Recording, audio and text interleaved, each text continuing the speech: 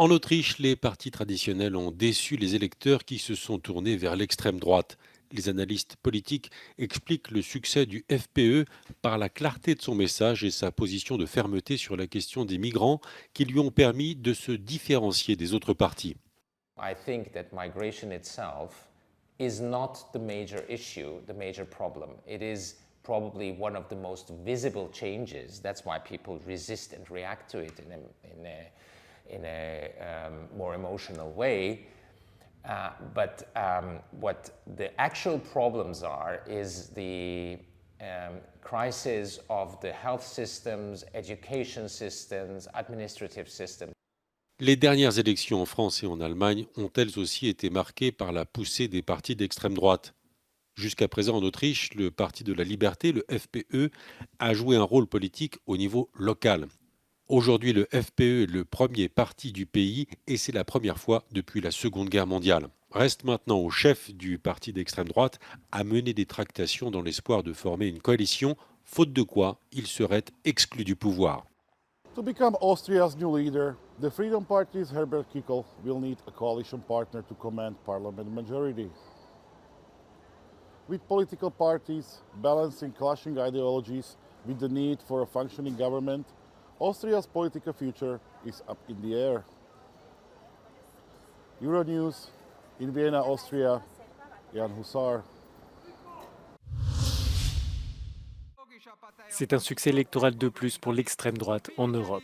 Le Parti de la Liberté d'Autriche, FPE, a remporté dimanche les élections législatives. Pour la première fois depuis la Seconde Guerre mondiale, la formation anti-immigration et pro-Kremlin arrive en tête dans les urnes. Si le parti tente de faire oublier ses origines nazies, cette victoire pourrait influencer le paysage politique européen. What they're very vocal about is anti-migration. So this was very strong in the past decades and again in the campaign.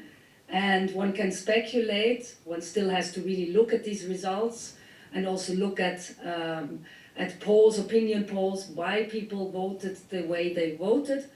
But what we hear is that this migration course, pushing very strongly anti-migration discourse, that we also see in other European countries, that seems to have worked well. L'extrême droite comptabilise plusieurs succès électoraux au sein de l'Union européenne. Si la Hongrie est le seul pays membre dirigé uniquement par une formation populiste, la droite radicale participe à plusieurs coalitions gouvernementales comme en Italie, aux Pays-Bas, en Finlande, en République tchèque et en Croatie. Après les élections de dimanche, Vienne pourrait rejoindre ce club. L'extrême droite espère aussi faire basculer la France et l'Allemagne, où le Rassemblement national et l'Alternative für Deutschland progressent dans les urnes.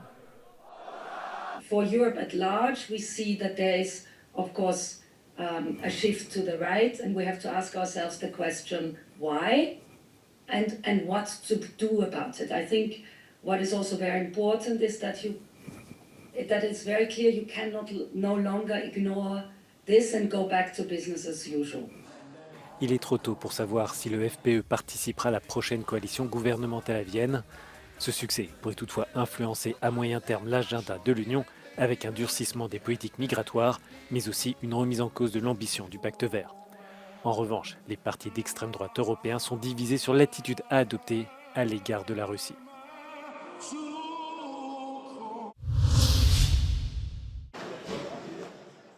Marine Le Pen assure être sereine et explique qu'à ses yeux, le Rassemblement national n'a violé aucune règle. La chef de file du Parti nationaliste s'est exprimée à la barre du tribunal correctionnel de Paris, où s'est ouvert le procès du Rassemblement national pour son utilisation des fonds européens. 9 anciens eurodéputés du Front national et 12 personnes ayant été leurs assistants parlementaires sont jugés, ainsi que 4 collaborateurs du parti. Les faits remontent à la période entre 2004 et 2016. Les prévenus évoquent pour se défendre une mutualisation du travail des assistants parlementaires. Le tribunal a estimé que l'état de santé de Jean-Marie Le Pen ne lui permettait pas d'être jugé. Les prévenus sont poursuivis pour détournement de fonds publics. Ce délit peut entraîner jusqu'à 10 ans de prison 1 million d'euros d'amende et 10 ans d'inéligibilité. Ce qui est reproché, c'est d'avoir utilisé de l'argent européen pour financer un emploi qui n'a pas été utilisé à des fins européennes, mais uniquement à des fins partisanes ou nationales. Ce ne sont pas souvent des enrichissements personnels, c'est vraiment souvent des détournements pour financer un parti politique. Je vous rappelle que dans les années 2010, le Front National était en crise financière aiguë. L'ancien ministre de la Justice, François Bayrou, a été relaxé cette année dans une affaire où il était poursuivi pour des faits similaires. Plusieurs membres de son parti, le MoDem, ont en revanche été condamnés à des amendes et à des peines de prison et d'inéligibilité avec sursis. Il y a dans le dossier des éléments qui établissent que Mme Le Pen, les dirigeants du Rassemblement national savaient parfaitement ce qu'ils faisaient, ils l'ont fait en connaissance de cause, et donc cela les implique. C'est la grosse différence parce que autant M. Bayrou a pu faire une défense qui consistait à dire « je ne suis au courant de rien, je n'ai pas participé à cette opération, je demande la relaxe parce que je ne suis en rien concerné par ce qui s'est passé ».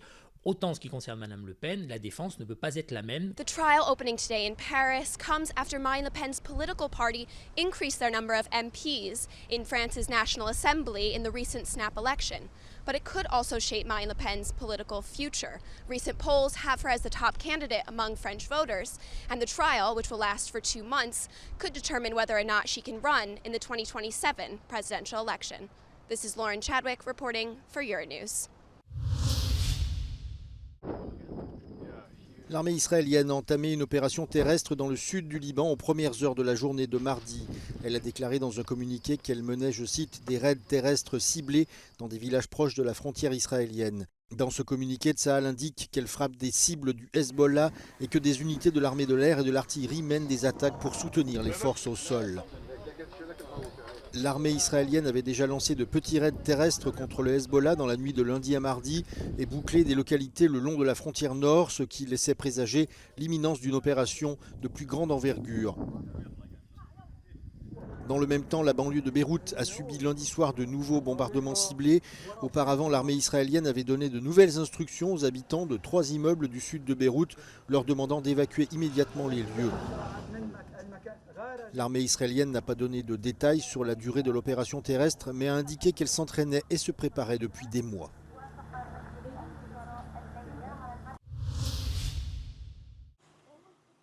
Alors que les attaques russes dans l'est de l'Ukraine s'intensifient, Volodymyr Zelensky a déclaré que Kiev et ses alliés devraient signer un nouvel accord de sécurité lors d'une prochaine réunion le 12 octobre sur la base aérienne américaine de Ramstein en Allemagne.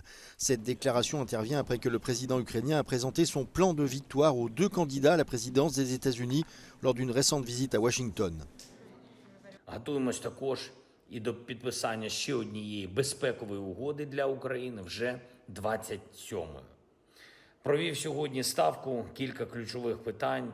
Перше – комплектування бригад. Друге – зброя і техніка для наших воїнів, закупівля і постачання. Ces derniers jours, l'armée russe a fait reculer les troupes ukrainiennes dans les régions orientales, provoquant des destructions massives. Plusieurs personnes ont été blessées dans les régions de Kherson et de Soumy. À Kherson même, une personne est décédée et 11 autres ont été blessées dans une frappe de drone. Enfin, sur ces images fournies par l'armée ukrainienne, on peut également constater l'état de la ville de Vuhledar dans l'est du pays, où des combats font rage. Les forces russes pilonnent Vuhledar à l'aide de bombes planantes, tandis que les unités d'infanterie avancent sur les flancs pour tenter d'encercler la ville, encore tenue tant bien que mal par l'armée ukrainienne.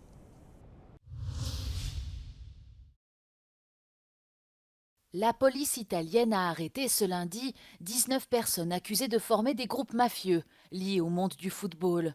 La plupart des interpellés sont des ultras des clubs Inter Milan et AC Milan. Le réseau criminel serait lié à l'organisation mafieuse italienne 'Ndrangheta. Giovanni Melillo, procureur national antimafia, affirme que ces risques existent depuis un certain temps déjà dans les stades de football italiens. Ed è un'indagine importante perché secondo me costringe ad aprire gli occhi sulla realtà, perché la realtà presenta rischi evidenti da tempo di deriva criminale degli stadi italiani e rischi evidenti di condizionamento criminale e anche prettamente mafioso della vita delle società calcistiche. Selon les procureurs, les suspects ont tenté de prendre le contrôle de toutes les activités commerciales autour du stade Giuseppe Meazza de Milan, y compris le stationnement, la nourriture, les billets et la vente de souvenirs. Certains des suspects pourraient également avoir été impliqués dans du trafic de drogue. Les deux dirigeants des groupes de supporters ultra de l'AC Milan et de l'Inter Milan figuraient également parmi les personnes arrêtées. Réduire la dépendance de l'Europe de l'Est vis-à-vis des importations de gaz russe. C'est l'objectif principal de cette nouvelle unité flottante de traitement de gaz naturel liquéfié, mise en service dans la ville grecque d'Alexandroupolis. Celle-ci devrait également permettre de générer 382 millions d'euros d'économies en contribuant au remplacement du charbon et du pétrole par le gaz dans les Balkans.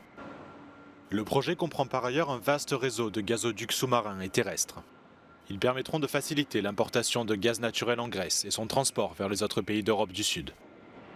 What I can tell you is that Greece, with the existing and now Alexandroupolis infrastructure plus the investment made in the network, will have by early next year an export capacity of approximately 8.5 billion. Les Balkans restent l'une des régions les plus dépendantes au gaz russe. La construction de nouvelles infrastructures permettant d'importer du gaz naturel liquéfié d'autres pays pourrait s'avérer cruciale, alors que l'Europe cherche à développer son indépendance énergétique vis-à-vis de Moscou.